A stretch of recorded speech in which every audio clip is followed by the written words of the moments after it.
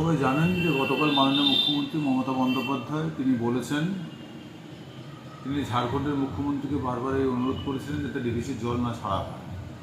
কিন্তু যে কোনো কারণেই হোক ইতিমধ্যে কয়েক লক্ষ কিউসেক জল ছাড়া হয়েছে এবং আমাদের আশঙ্কা বা মাননীয় মুখ্যমন্ত্রীর আশঙ্কা যে কাল এবং পরশু অর্থাৎ আজকে রাত্রে এবং পরশু দিন তারা আরও কয়েক লক্ষ কিউসেক জল ছাড়বে। সবাই জানেন যে আজকের থেকে পূর্ণিমা শুরু হয়েছে, যার ফলে এমনি জলস্ফীত জল স্তর উঁচুতে থাকবে, জলস্ফীতি হবে। তারপরে যদি এই ধরনের যদি কয়েক লক্ষ কিউসেক জল ছাড়ে ওরা বা ছাড়বেই, মাননীয় মুখ্যমন্ত্রী অনুরোধ করার পরেও ঝাড়খণ্ডের মুখ্যমন্ত্রী কথা শোনেননি, স্বাভাবিকভাবে যে সমস্যাটা তৈরি হবে সেটা হচ্ছে জল প্লাবিত হবে এবং জল প্লাবিত হলে যেমন পাঁশকুড়াতে ইতিমধ্যে প্লাবিত হয়েছে। আমাদের আশঙ্কা যদি এই পরিমাণ জল প্লাবিত হয় তাতে তমলুকের যে রূপনারায়ণ নদীর পার্শ্ববর্তী এরিয়াগুলো সমস্ত জলে ডুবে যাবে, যার ফলে আমরা প্রত্যেকটা জায়গায় যে সমস্ত লো ল্যান্ডে মানুষরা বসবাস করে তাদের কাছে গিয়েছিলাম এবং তাদেরকে সতর্ক করে এসেছি যাতে করে রাত্রিবেলা জল ডুবে তারা যাতে সতর্ক হয়ে যান, বাড়ি ছেড়ে যাতে তারা আমাদের রূপনারায়ণ অতিথি নিবাসে আশ্রয় নেয় এবং সেখানে খাবার দাবার ইত্যাদির ব্যবস্থা আমরা করে রেখেছি ইতিমধ্যে।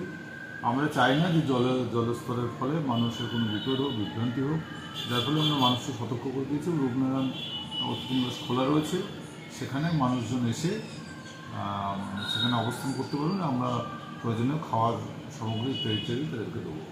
এই যে পরিদর্শন কর্মসূচি আজকে প্রথম না এর আগে হয়েছিল আপনাদের? এর আগেও পরশুদিন আমি গিয়েছিলাম, আজও আমি গিয়েছি।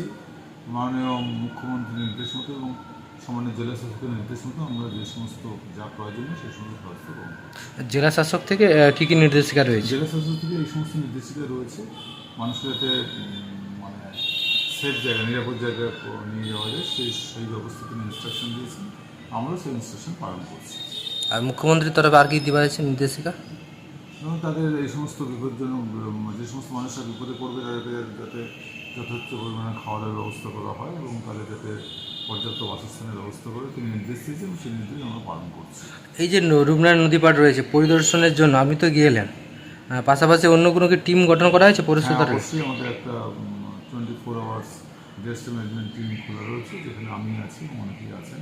গত 3 দিন ধরে আমরা রাত্রি 10টা পর্যন্ত এখানে থাকছি। আজকে রাত্রি 10টা প্রয়োজনে আরও গভীর রাত্রি পর্যন্ত থাকার প্রয়োজনে আমরা নিশ্চয়ই করব।